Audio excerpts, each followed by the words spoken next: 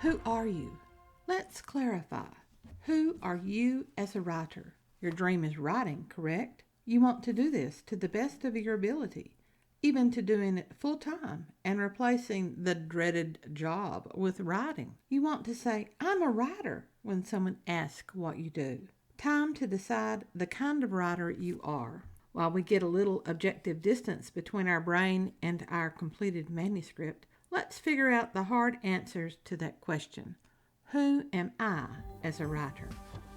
Welcome to The Right Focus. We cover productivity, process, craft, and tools. Our podcast episodes last as long as it takes to fix a quick dinner, drive a short commute, or take a brisk walk. All through the summer months, we focus on the craft of writing novels and novellas and epics, from beginning ideas to prepping for publication, week by week by week. Before we begin, let's celebrate. This is the 75th episode of The Right Focus. Yay! Applause! Woo! Drum roll! When we here at Writers Inc. Books contemplated podcasting, it seemed scary. Lots of research and second guessing and hesitating, but it wasn't scary.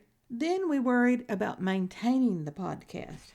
That just needed a calendar. Learning Audacity and coming up with topics was a little trouble, but learning new keeps our brains fresh. Keep that in mind as you face challenges in your life. Do your research. Figure out how you will maintain. Learn the new and make it yours. And then celebrate the milestones, like our 75th episode.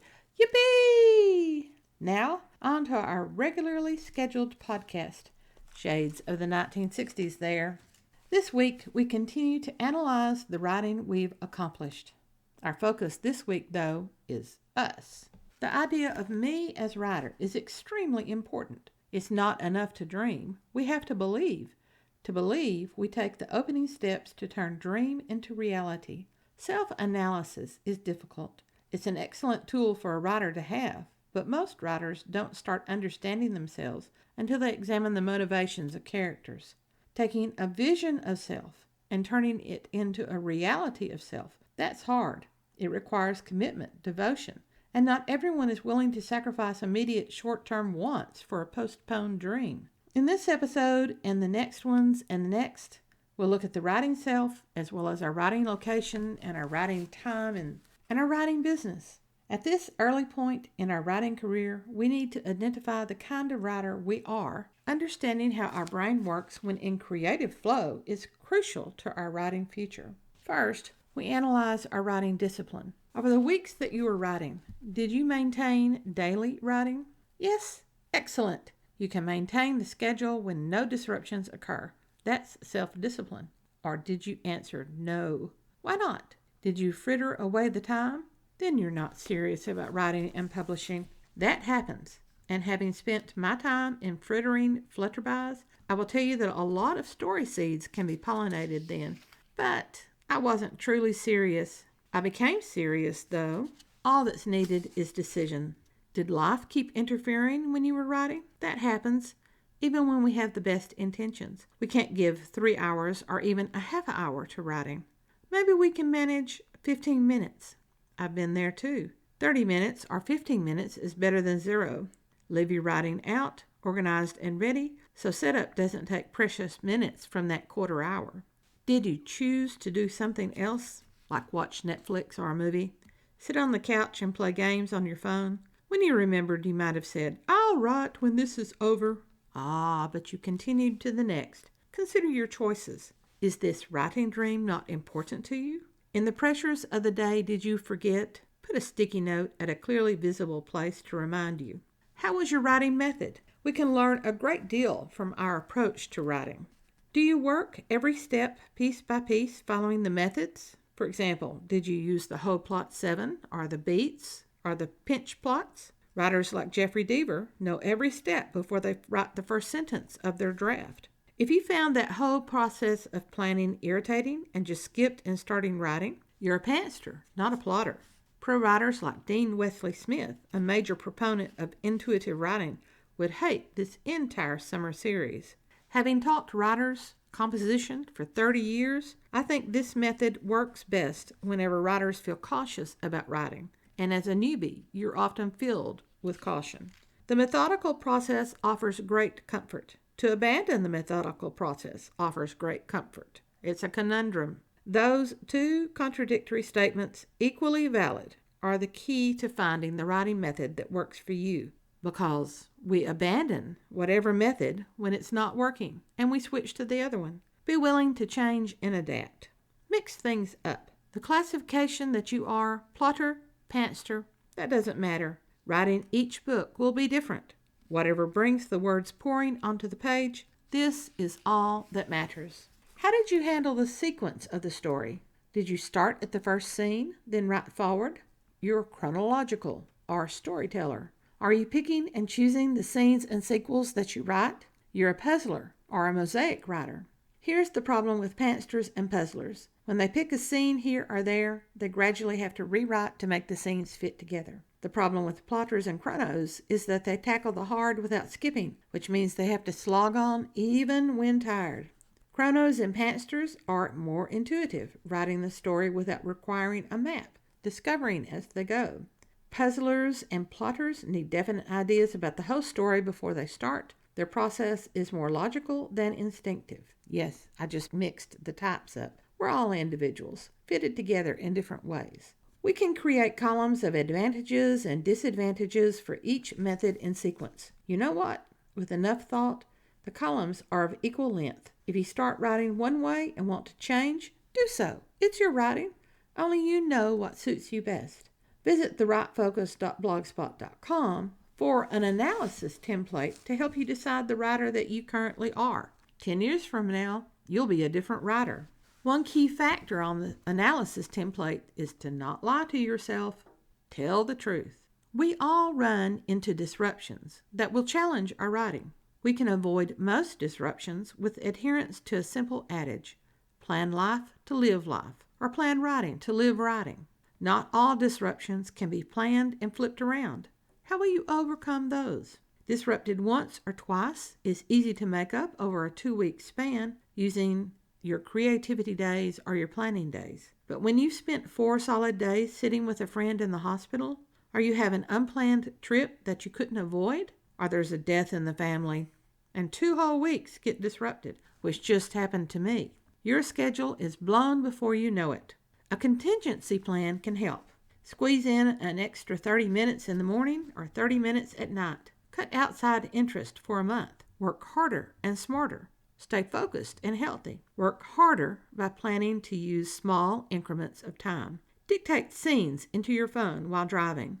You stay engaged in driving, more engaged than you were if you were texting. Use every increment of time to rough out scenes and dialogue. Work smarter by knowing what's coming next. Know what's coming next by planning. Be willing to dump the plan when the creative muse jumps into the story. The plan, however, will keep you on track. And after the creative muse has had her way, you have the plan to go back to.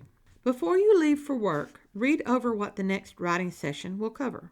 If you're stumped, quick write some ideas, even foolish ones, right before you go to sleep. You may have the answer by morning. Even when it doesn't seem obvious, when you start writing, something will be there. When you finish a writing session, jot your ideas for the next session. Start the next session by listing what you will write. No, don't read over the ending session list. Write this session's list. The simple act of forming letters will start your brain working.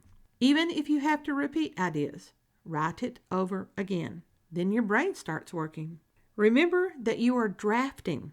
Revision is to come. Write your draft as cleanly as possible with no skipped scenes. If you don't like what you've written, let it stand. Tell the subconscious to work on it.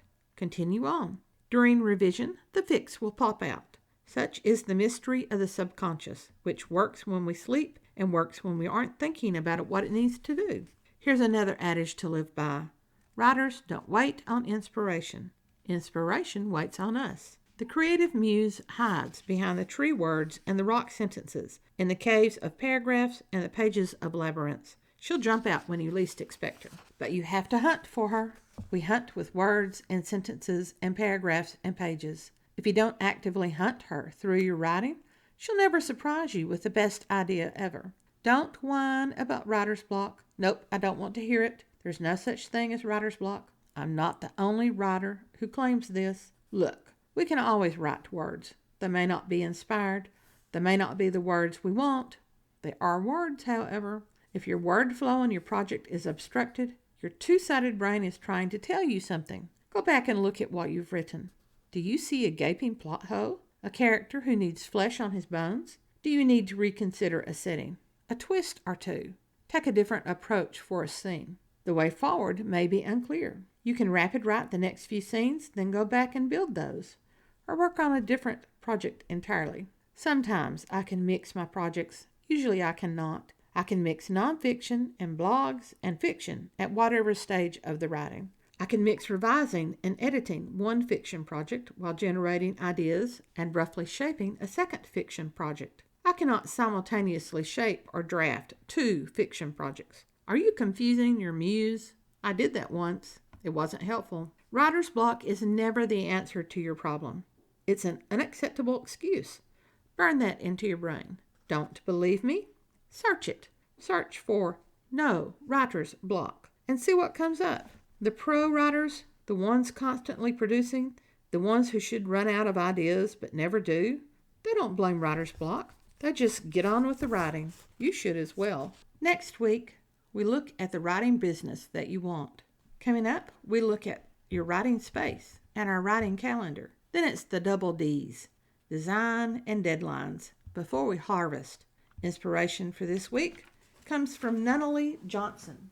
It must be 5 times as hard to become a proficient writer as to become a proficient doctor, mainly because there is no true and tried education process for a writer. So every fellow who wants to write for profit, including my daughter Nora, Nunnally Johnson says, must be prepared for a long, slow, and often very discouraging preparation.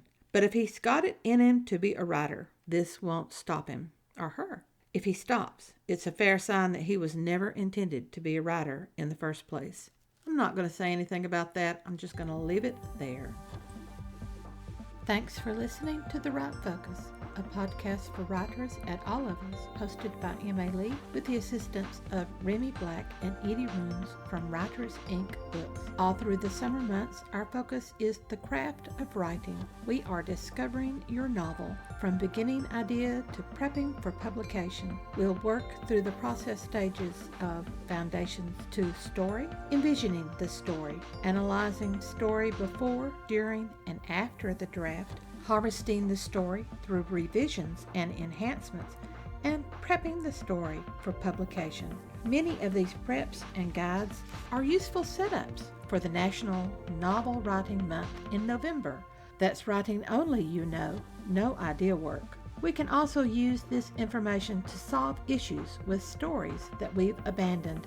All those stories are crying in the wilderness. Time to rescue them with the right focus. Show notes for this and other episodes can be found at therightfocus.blogspot.com. Write to us at winkbooks@aol.com. Remember, whatever occurs, write on.